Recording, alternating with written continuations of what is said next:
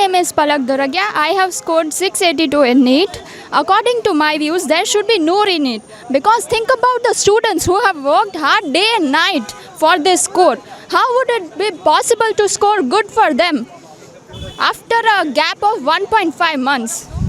So there should be no re-NEET, according to me. That's not responsibility. Like, they have not taken responsibility. There should be responsibility. How should the paper get leaked? This is an exam of 25 lakh students. Ayushi Dave. રીનીટ નથી કરવા માટેની ઈચ્છા માટે બધા ભેગા થયા છીએ. રીનીટ ના થવી જોઈએ બીજી વાર,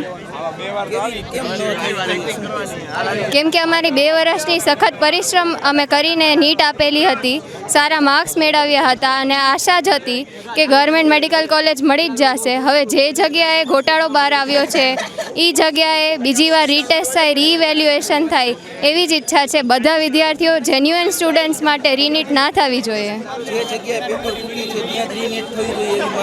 હા, કેટલા વિદ્યાર્થીઓએ પરીક્ષા નીટની આપેલી છે? 24 લાખ જેટલા વિદ્યાર્થીઓએ પરીક્ષા આપેલી હતી.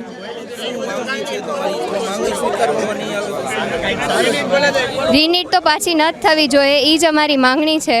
બાકી તો હવે સુપ્રીમ કોર્ટ અને ગવર્મેન્ટ ઉપર અમારી 100% વિશ્વાસ છે જ કે એ લોકો અમારા હિત માટે અને અમારું મહેનત અને બધું લેબર અમે કર્યું છે એ જોઈને જ ડિસિઝન આપવો જોઈએ એમને. પહેલાં જેવી તો થશે જ નહીં, કેમ કે 2 વર્ષથી કોન્સ્ટન્ટ ભણતા હતા અને 2 મહિના બધું જ મૂકી દીધું છે, કેમ કે સારા માર્ક્સ મેળવ્યા હતા. એટલે આશા હતી કે હવે પાછી આવી વસ્તુ તો અમારી સાથે તો નહીં જ થાય, એટલે મહેનત તો મૂકી દીધેલી છે, એટલે પાછા આટલા માર્ક્સ મેળવવા એ થોડુંક અઘરું લાગે. મારું નામ ડૉક્ટર પલ્લવી સાઈપરિયા. આજે અમે લોકો બધા સ્ટુડન્ટ્સ અને પેરેન્ટ્સ નો રીનીટ માટે એકઠા થયા છીએ.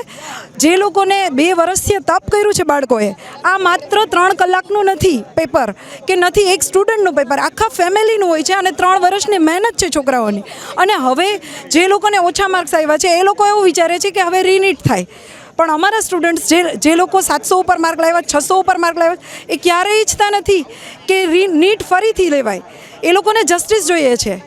નીટ હવે ફરીથી ન જ થવી જોઈએ. પેપર ફૂટ્યું છે તો જે લોકો દોષિત છે એની સામે પગલાં લેવાય, પણ જે લોકોએ ફેરલી જેન્યુઅનલી મહેનત કરીને સ્કોર મેળવ્યો છે એની સાથે શું કામ ઇનજસ્ટિસ? એની સાથે ઇનજસ્ટિસ થવો જ ન જોઈએ, એની સાથે તો જસ્ટિસ થવો જોઈએ. લોકોએ આની સામે અવાજ ઉઠાવવો પડે એમ છે, એટલે આજે અમે બધા એકઠા થયા છીએ. અમને ખાતરી છે કે ગવર્મેન્ટ અમારી સાથે છે, ધર્મેન્દ્ર પ્રધાન પણ અમારી હેલ્પ કરશે, કેમ કે જસ્ટિસ જ અપાવશે અમને. રીનીટ ફરીથી નહીં લેવાય, પણ જે લોકો ક્વોલિફાઈડ નથી થયા, 136થી નીચે માર્ક્સ છે, એ લોકો વિચારે છે કે નીટ થાય, પણ જે લોકો ખરેખર સરસ સ્કોર કરીને આવ્યા છે એ લોકો ક્યારેય નહીં માંગે કે નીટ ફરીથી થાય. ન થઈ શકે, પોસિબલ જ નથી.